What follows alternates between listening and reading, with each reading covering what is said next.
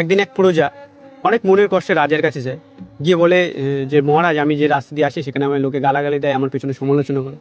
রাজামশাই তাকে উপায় বলে, তুমি একটা গাবলা নিয়ে এসো। তাকে গাবলা দেওয়া হয়। তারপর বলা হয় তুমি সেটাকে দুধ দিয়ে পুরো ভরে দাও, মানে একদম উঁচু উঁচু করে। কিন্তু শর্ত হচ্ছে সেই রাস্তা দিয়ে তোমায় আসতে হবে, এক বিন্দু যেন দুধ না পড়ে। যদি পড়ে তাহলে চাবুক পড়বে পিঠে। কারণ সে ভয়ে দুধ নিয়ে গেল। এবার সে যখন ওই রাস্তা দিয়ে আসছে একদম ফুল ফোকাস দুধের দিকে, এক বিন্দু সে পড়তে দেয়নি, তার গা দিয়ে ঘাম চড়ছে অনবরত, কিন্তু দুধ সে এক ফোঁটা পড়তে দেয়নি। এবার যখন সে দুধ নিয়ে রাজামশাইয়ের কাছে পৌঁছায়, রাজামশাই জিজ্ঞেস করে, এবার বলো তোমাকে গালাগালি দিয়েছে?